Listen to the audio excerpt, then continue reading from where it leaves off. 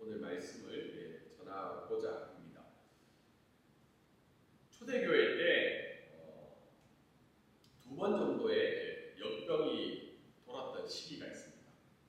2세기 한 번, 3세기 한 번, 특별히 로마를 중심으로 역병이 한 번 크게 일어난 적이 있어서 그 초대교회 때 있었던 일들이 지난번 이 한국이나 전 세계에 코로나가 왔을 때 소개가 많은 언론을 통해서 연구 자료를 통해서 발표가 된 적이 있습니다. 그 중에 이제 인상적인 것이 파라볼라노이라는 단어가 있습니다. 이게 뭐냐면 위험을 무릅쓰는 자들이라는 뜻인데요. 이때 당시에 기독교인들을 향한 별명이 닉네임이 파라볼라노이였습니다. 왜 그런가 하면 특별히 로마 도시에 역병들이 전염병들이 돌 때 그 로마 도시의 관료들이나 지도자들이나 심지어는 백성들조차도 자기의 가족이나 자기 시민이 그 병에 걸렸을 때 어떻게 해야 돼요? 돌볼 수가 없으니까 대부분은 그들을 그냥 버리는 상태에서 자기들이 피난을 떠나서 역병을 피했던 그런 역사들이 나타나고 있습니다. 그런데 그때 당시에 로마가 기독교인들을 박해하고 어려움을 굉장히 고난이 많던 그 시기였지만 이 기독교인들은 그 버려진 환자들을 최소한의 의료 행위를 통해서 그들을 돌봤다고 합니다. 최소한의 의료 행위라는 건 뭐 어떤 의료적인 행위라는 게 아니라 물이나 아니면 먹을 거나 그들이 건강을 찾을 수 있도록 최소한의 이제 의료 행위를 감당했다는 거죠. 물론 그들 중에는 감염이 되어서 이 세상을 떠나신 분도 계시지만 어쨌든 기독교인들이 그 어려운 사회에 처해진 로마에서 이런 일들을 행했다고 합니다. 전염병이 마치고 난 다음에 멈추고 난 다음에 그 떠났던 로마의 사람들을 와보니까 살아있는 사람들이 많다는 거죠. 자기 가족들 중에도 살아있는 사람이 있었고 그래서 물었던 거예요. 어떻게 해서 생명을 이렇게 유지할 수 있었냐. 그러니까 이렇게 이야기한 거예요. 당신들이 또는 우리가 핍박하고 박해했던 그 그리스도인들이 우리를 돌봄으로 말미암아 우리가 생명을 얻게 되었다고 이야기했습니다. 그래서 3세기 특별히 4세기까지 아직 박해가 있었는데 그래도 로마 사회가 이 기독교인들을 향한 별명이 파라볼라노이였다는 것은 오늘날 저희들에게 이 세상을 살아가는 저희들의 삶에 큰 도전이 되는 하나의 기록이 아닐까 생각을 하게 됩니다. 이런 관점에서 현대 우리 기독교에 대한 사항들을 살펴보면 2023년 이제 목회 데이터라는 그 연구소가 있거든요. 이런 것들을 날마다 조사하는 연구소인데 거기 종교인에 대한 호감들을 보면 기독교인은 어쨌든 모든 종교가 자기 종교가 가장 이제 호감이 되는 종교죠. 근데 기독교인들도 보면 자기 기독교인이 63%밖에 안 돼요. 다른 종교에 비하면 좀 적죠. 기독교인들도 어떻게 해요? 기독교인이 좀 다른 종교에 비해서는 호감이 좀 덜한 상태인데 근데 가톨릭 교인들 한번 보세요. 타 종교인들이 보면 기독교에 대한 호감도가 엄청 낮다는 거예요. 오늘 뭐 우리 한 목사님이랑 지역 연구 모임하면서 그런 얘기도 했는데 가톨릭은 기독교인들을 네 번째 종교로 보고 있고 불교인은 어떻게 해요? 기독교인을 가장 낮은 호감도가 낮은 종교로 보고 있는 거죠. 근데 좀 더 지켜봐야 될 것은 무종교인입니다. 무종교인이 한 50% 정도가 되는데 기독교에 대한 호감도가 몇 프로라는 거예요? 9%밖에 안 된다는 거죠. 왜 이런 현상이 나타났을까? 물론 신앙과 교리적인 불변화 때문에 그들과 섞일 수 없는 이유가 있지만 또 한편으로 앞에 이야기했던 초대교회의 그런 역사들을 살펴보면 단지 교리의 문제, 신앙의 문제가 아니라 그 교리와 신앙이 표현되는 삶의 문제가 우리의 삶 속에 이런 현상들이 나타나고 있다는 겁니다. 그래서 또 다른 질문 여러 가지 중에 하나가 진정한 신앙인의 삶의 이유는 뭐냐? 신앙인의 삶의 중요한 부분이 뭐냐고 얘기했을 때 윤리적인 삶이라고 표현한 것이 기독교인도 있고 비기독교인도 있는데 대부분은 이제 비기독교인의 수치가 좀 더 높다는 거죠. 근데 기독교인이 어디에 많이 퍼센테이지를 주냐면 영적 수행인 거죠. 다르게 이야기해서는 뭐죠? 신앙생활인 거죠. 신앙생활을 잘해야지 기독교인의 삶이 진정한 삶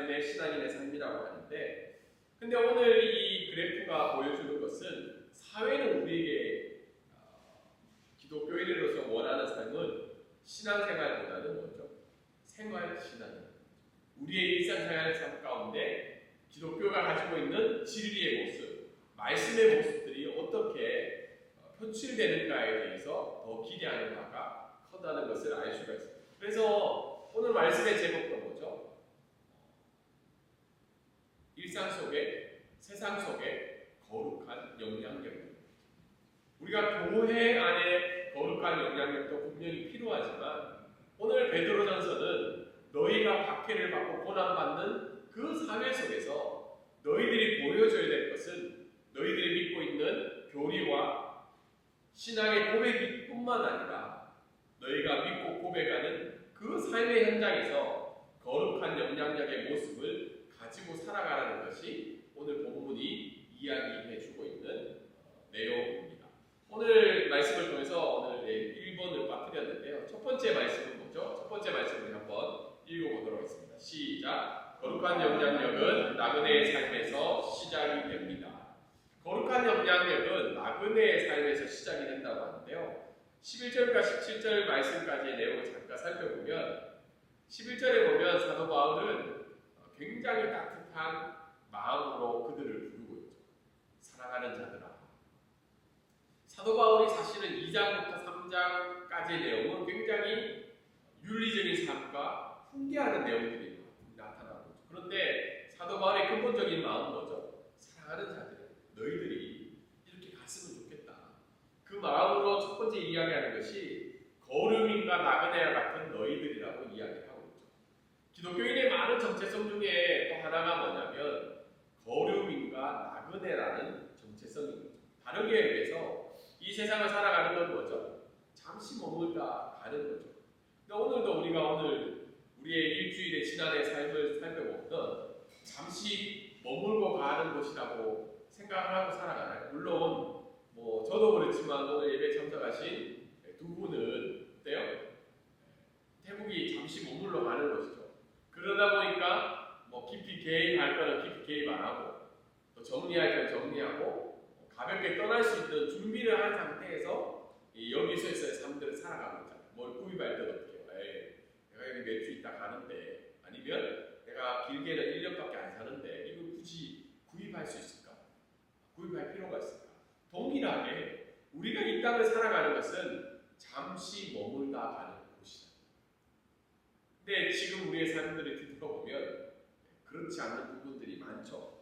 그렇게 잠시 머물다 가는 것이기 때문에 사도 베드로는 사랑하는 자들에게 이렇게 이야기하는 거죠. 너희들이 육체에 대한 정욕들이 찾아올 때마다 지속적인 경각심과 자기 절제를 가지고 이 땅에서 삶을 돌보라고 이야기합니다. 왜냐하면 너희들은 여기서 잠깐 머물다 가는 곳이기 때문이죠. 그리고는 나아가서 12절에 보면 소문과 무고 속에서 선한 행실을 하라는 거예요. 이 초대교회 당시에는 기독교인에 대한 오해가 몇 가지가 있었어요. 크게는 두 가지였는데 하나는 성찬에 대한 오해였어요. 예수 그리스도의 뭐죠? 살과 피를 먹는 종교라는 시인 종교라는 오해가 있었던 거죠. 두 번째는 형제 자매라는 호칭 때문이에요. 형제 자매 들었을 때 우리는 익숙할 수 있는데 안 믿는 사람이 들으면 뭐죠? 육체적인 혈육의 관계로 오해할 수 있죠. 그래서 굉장히 족보가 복잡한 집안으로 기독교인에 대한 오해가 있었던 거죠. 그리고 우상을 숭배하는 것을 거부하며 여러 가지들의 기독교인의 삶들 때문에 이방인들은 그리스도인을 비방하며 좋지 않은 소문들이 늘 그들 삶들 가운데 있었다. 그런데 그럴 때 너희들이 행해야 될 것은 변명하고 변론하고 설명하는 것이 아니라 너희가 믿고 있는 그 신앙으로 바탕으로 한 선한 행실을 어떻게 해요? 보이라는 거죠. 그게 너희들이 이 사회에 보여줄 대답이라고 이야기를 하고 있습니다. 그리고 13절과 15절에 그 중에 일부분인 인간의 제도, 너희들이 부당한 대우를 받고 소음과 어려움 속에 있지만 그 인간의 제도를 받아들이라는 거예요. 부모와 자녀 간의 제도, 종과 주인의 제도, 국가라는 제도. 왜냐하면 어떻게 해요? 그 제도를 허락하신 분이 누구라는 거죠? 하나님이라고 이야기하고 있죠. 사실 이 말씀을 들으면 그러면 잘못된 일이 있을 때마다 침묵하며 순종해야 되는 거냐? 그 말을 뜻하는 건 아닙니다. 하나님이 기본적으로 우리에게 주신 것들에 대한 받아들임이 있으라는 거죠. 사실 이 편지를 쓸 당시에는 누가 있었냐면 네로 황제가 있었던 거죠. 네로 황제. 폭군이었죠. 근데 사도 바울은 그 네로 황제일지라도 그 권위가 하나님께로 왔음을 고백하며 살아가라고 이야기를 하고 있습니다. 그리고 16절에는 책임 있는 자유인의 모습을 이야기하고 마지막으로는 모든 사람을 공경하며 살아가라고 하죠. 노예를 포함한 모든 형제들을 어때요? 동일한 관점으로 왕에게 표현하는 그 공경 같은 자세로 모든 사람들을 대하라고 이야기를 하고 있습니다. 오늘 이 말씀을 가지고 첫 번째 우리가 적용할 것은 생활 속에서 세상 속에서 우리가 거룩한 영향력을 끼치며 살아가기 위해서는 세계관의 변화가 먼저 필요하다. 세계관의 변화. 세계관은 굉장히 어렵지만 세상을 바라보는 관점의 변화, 특별히 내가 누구냐라는 그 관점의 변화가 날마다 필요하다는 겁니다. 오늘 11절에 보면 그 세계관의 중요한 부분이 뭐죠? 너희는 거류민과 나그네로 이 땅을 살아가고 있다는 겁니다. 근데 여러분 동의하시나요? 우리가 이 땅에 거류민과 나그네로 살아가고 있다는 것. 근데 지금도 어떻게 해요? 불편하고 채워지지 않는 것들이 있을 때마다, 해결되지 않는 것들이 있을 때마다 내가 기도하고 소망하고 비전으로 가졌던 것들이 응답받지 못할 때마다 우리는 불안합니다. 어디로 가야 할까? 어떻게 해야 할까? 제가 한 번씩 이야기하잖아요. 제가 언제부터 마음이 무거워지냐면 금요일 저녁부터 제 마음이 무거워집니다. 이유가 이 방콕 분지교회죠. 건강은 계속 힘들고 지금 한 번씩 이제 이명까지는 아니지만 이제 소리들이 한 번씩 들려요. 삐 하는 소리도 들리고, 그리고 이제 한국 가기 전에는 하나님의 은혜를 어떻게 하고 사람들이 막 많이 모여서 예배를 드리다가 지금은 이제 가끔 뭐죠? 노래의 가사죠. 총 맞은 것처럼 혹시 노래 가사 아시나요? 교회를 생각할 때마다 이 총에 맞은 것 같은 이 마음들이 있는 거죠. 한편은 아프고 한편에 이거를 성도들 어떻게 대해야 될까? 또 교회에 나오지 않는 분들을 볼 때 이런 관계들을 어떻게 맺어가야 될까 하는 고민들이 있는 거죠. 근데 그럴 때마다 불안과 염려가 찾아온다는 거예요. 동일하게 여러분들도 계획하고 세운 비전들이 있지만 그게 흔들릴 때마다 우리 마음 가운데는 염려가 찾아온다는 거예요. 그렇게 세계관의 변화가 먼저라 이 땅에서 살아가는 거예요. 잠깐의 여행자의 삶.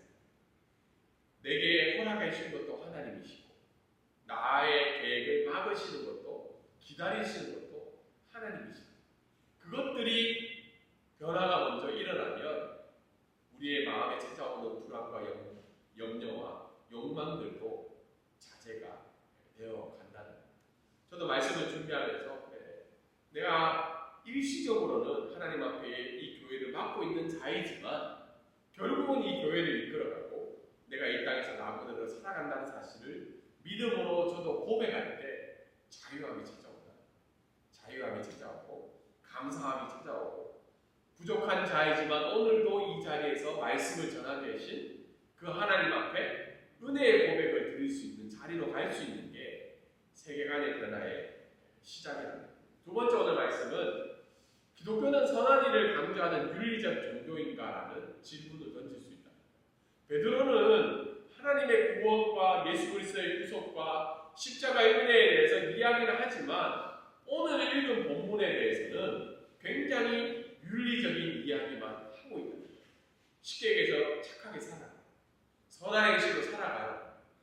12절에 보면 너희가 이방인 중에서 행실을 선하게 가져 너희가 비난과 무고 속에서 당한다 할지라도 그 선한 행실을 끝까지 했을 때 하나님은 너희의 선한 행실을 보고 찾아오는 그 날이 반드시 있다고 오늘 이야기를 하고 있습니다. 초대교회 일을 잠깐 이야기하면 초대교회가 로마 사람들에게 다가갔던 여러 가지 원인들에 대해서 이 역사학자들이 이야기하는 첫 번째가 그 중에 여러 가지 하나가 뭐냐면 기독교인의 윤리. 이게 아이러니하죠. 우리가 열 자리 예배하시는 분은 대부분 개혁주의 신앙이 있으시잖아요. 개혁주의 신앙. 개혁주의 신앙은 뭐죠? 하나님의 주권을 인정하고 하나님의 전적인 은혜와 하나님의 전적인 선택에 의하기 때문에 사실은 개혁주의 신학이 표현되는 약한 부분 중에 하나가 뭐죠? 윤리성입니다. 이 초대교회 때는 특별히 여러 가지 사회 문제가 뭐 있었는데 바로 남아 선호 사상이었습니다. 애를 낳고 난 다음에 남자애는 어떻게 해요? 데려가고 여자애는 어떻게 해요? 혹시 신학을 다 공부하신 분들이 대부분이니까 어떤 일이 있었죠? 쓰레기통에 버리죠. 여자아이들. 그러면 기독교인들이 어떻게 해요? 그 아이를 데려와서 고아원을 만들고 이 고아를 돌보기 시작을 했습니다. 노예제도 똑같죠. 주인과 노예제도 속에서 기독교인의 가치로 이 노예와 주인의 관계가 다시 형성이 되는 일들이 있었습니다. 그렇기 때문에 우리가 하나님의 은혜로 구원을 받았다는 것은 반드시 뭐죠? 하나님이 원하시는 구원의 열매로 나타나야 된다. 참된 구원은 열매가 없는 구원은 참된 구원이 아니라고 사도 바울은 이야기하고 있습니다. 그래서 한국 교회에 좀 잘못된 것 중에 하나가 이신칭 이론이 너무 잘못 전달이 되었던 거죠. 이신칭 이론은 뭐죠? 믿기만 하면 끝. 이거는 완전 구원파가 이야기하는 구원론과 똑같죠. 믿기만 하면 끝. 사도 바울은 두 가지 구원론을 늘 반드시 이야기합니다. 하나는 칭의의 관점에 있는 예수 그리스도의 구속에 의한 구원도 이야기하지만 그 구원받은 자들이 선한 열매를 맺어가야 되는 성화의 관점의 구원을 이야기합니다. 그렇게 봤을 때 오늘 베드로가 이야기하는 이 구원은 윤리적 종교가 맞다. 그래서 선한 행실이 없는 구원은 어떤 구원이라고요? 가짜 구원. 이게 우리에게 주는 메시지가 있다. 한국 교회가 그만큼 오늘도 수많은 교회에서 5만이 넘는 교회에서 예배드리게 하나님 앞에 나아갔는데 왜 그 예배의 영광과 모습들이 이 사회에 살아가는 종교를 믿지 않는 사람들에게는 9%만 다가가는 이것이 우리에게 주는 의미가 있다는 겁니다. 그리고 오늘 첫 번째 말씀을 통해서 알 수 있는 것은 자발적인 종의 모습이다. 16절에 보면 너희는 자유가 있으나 그 자유로 악을 가리는 데 쓰지 말고 오직 하나님의 종과 같이 하라. 자유가 있지만 자발적인 종의 삶을 살아가라고 오늘 말씀은 이야기하고 있습니다. 그 자발적으로 순종하는 삶은 내가 원하는 삶이 아니라 하나님과 기준과 원칙에 자발적으로 순종하는 삶이죠. 몇 년 전에 10년이 가까이 됐다. 이 책이 나왔죠. 바벨탑에 갇힌 복음. 혹시 들어보셨나요? 바벨탑에 갇힌 복음. 서양 사람이 쓴 책인데요. 영어로는 이 책 제목이 다르죠. 그런데 한국말로는 좀 잘 지었던 것 같아요. 왜냐하면 지금도 그렇고 최근 10년 동안, 20년 동안 기독교가 이야기하는 복음은 바벨탑에 갇힌 복음이죠. 다르게 얘기해서 내가 내 이름을 높이고 내가 원하는 것을 이루어가기 위한 내 만족의 종교가 기독교의 모습으로 나타나고 있죠. 그래서 바벨탑에 갇힌 복음이라고 이야기하는데 하나님의 종과 같이 행해라는 말은 내가 기뻐하는 것을 이루는 종교가 아니라 우리에게 자유가 있지만 내가 기뻐하는 것을 이루는 종교가 아니라 어때요? 하나님이 기뻐하시는 것과 하나님을 기쁘게 하는 것을 행하는 종교, 하나님의 종이 되는 종교가 바로 복음이 이야기하는 참된 기독교라고 오늘 말씀은 이야기를 하고 있습니다. 저와 여러분 마음 가운데 혹시 내가 가진 복음이, 내가 가진 믿음이 나에게 자유가 있기 때문에 내 만족을 위해서 나가는 복음과 믿음인지, 아니면 그럼에도 불구하고 하나님의 종이 되기 위해 자발적으로 그 믿음을 가지고 살아가는지 오늘 말씀을 통해서 점검하기를 원합니다. 오늘 두 번째 말씀은 한번 한번 읽어볼까요? 시작. 거룩한 연장력은 그리스도를 따르는 삶에서 나타납니다. 18절부터 25절까지인데요. 18절에 오면 범사에 순종하라고 하죠. 모든 주권을 가진 자들, 너희에게 잘해주는 자들이든 잘못해주는 자들이든 다 순종하라고 하죠. 그 순종의 이유가 뭐냐면 모든 것의 주권자가 하나님이시기 때문에 그 주권을 믿는다면 너희에게 지금 허락한 주인들에게 순종하라고 이야기하고 있죠. 그리고 이 말씀의 이 구절의 핵심이 19절부터 22절까지 나온 것이 뭐냐면 너희가 그렇게 살아갈 때 부당한 고난이 반드시 찾아온다는 거죠.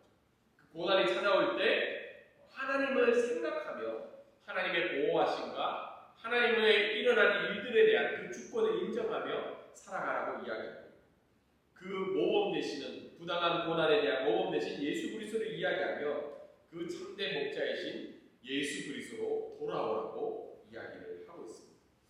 이 말씀을 통해서 우리가 또 알 수 있는 것은 우리 인생에는 늘 믿음으로 인한 선한 행실로 인한 부당한 고난이 있다는 거예요. 가끔 신앙의 목적을 우리가 우리의 행복과 평안과 위로라 생각한다면 이게 맞지 않는 말씀이에요. 왜냐하면 예수님을 믿었는데 고난이 너무 많이 찾아오는 거예요.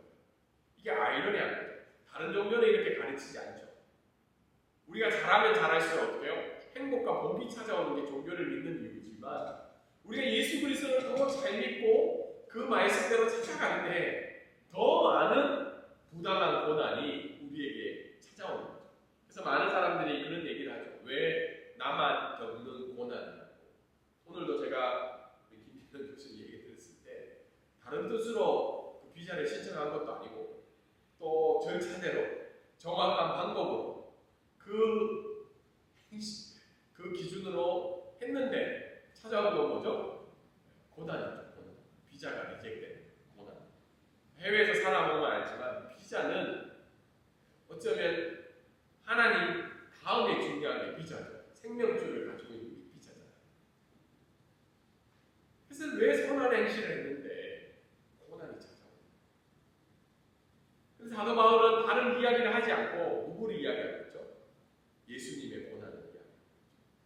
예수님의 십자가의 고난은 부당하고 끔찍했지만 그 부당한 고난을 통해서 뭘 이루어 가셨다고 이야기해요? 최고의 구원을 이루어 가셨다. 최고의 하나님의 복이자 은혜인 그 구원을 이루어 가셨다고 이야기를 하고 있습니다. 그래서 어떤 목사님이 이 본문을 가지고 설교 제목을 지었는데요. 좀 재밌는 제목을 지었어요. 당연하다. 이 본문의 설교 제목이 뭐라고요? 당연하다. 선한 행실을 하며 당하는 부당한 고난은 뭐라고요? 당연한 고난이다. 굉장히 좀 부담스럽죠. 저도 이 말씀 준비하면서 갑자기 그렇게 행복해지지 않는 거예요. 당연할 것 같으면 선한 행실 안 하고 고난 안 당하게 낫지 그런 마음이 되지만 오늘 성경은 사도 바울이 이야기하는 것이 선을 행하라 가는 고난은 당연하기 때문에 너희가 그 고난을 받아들여야 해. 그리고 우리의 선을 행하다가 당하는 고난은 하나님의 도구가 된다고 오늘 말씀은 이야기를 하고 있습니다. 그리고 이 말씀을 통해서 알 수 있는 것은 하나님께 위탁하는 삶이죠. 23절에 예수 그리스도가 보여줬던 모범을 설명하고 있죠. 한번 읽어볼까요? 시작. 욕을 당하시되 맞대어 욕하지 아니하시고 고난을 당하시되 위협하지 아니하시고 오직 공의로 심판하신 이에게 부탁하시니. 이 말씀 들으면 그렇게 하실 수 있겠어요? 욕을 당하면 맞대어 욕하지 않고 하실 수 있겠어요? 고난을 당하는데 위협하지 않고. 이게 그리스도가 우리에게 주신 선한 행실의 모습이라는 거죠. 팀켈러 목사님이 지금 천국에 계시지만 그분이 수많은 그리스도인이 고통에 관한 질문을 던지는 거예요. 하나님, 내가 예수 그리스도를 잘 믿었는데 주의 영광을 위해서 선한 행실로 나갔는데 왜 내게 고난이 찾아옵니까? 그래서 이분이 이렇게 대답을 했습니다. 여러분 책의 내용 중에 한 부분이 하나님은 우리의 고통스러운 질문을 견딜 수 있는 분이시며 우리 우리의 고난을 제거하시기보다 그 고난과 함께 지나는 동행자가 되어 주신다고 이야기를 하고 있습니다. 여러분, 고난이 찾아올 때 그것을 해결하는 것도 중요하지만 우리와 함께 하시고 그 고난을 듣고 계시고 그 고난의 동행자 되시는 그 하나님께 믿고 나아가는 것이 주를 따르는 것이며 주께 내 삶을 위탁한 삶입니다. 이 삶들이 어떻게요? 이 세상 가운데는 거룩한 영향력으로 나타나고 있습니다.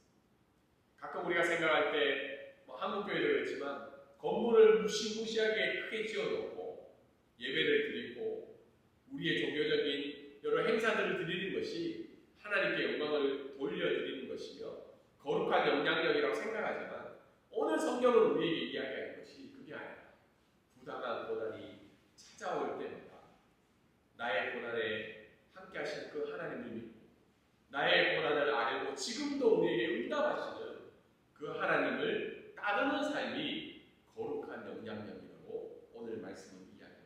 마지막으로 오늘 말씀을 통해서 알 수 있는 것은 우리의 참된 목자가 누구냐는 겁니다. 25절에 보면 이런 고난이 찾아올 때마다 너희들이 목자에게로 돌아와야 된다는 거죠.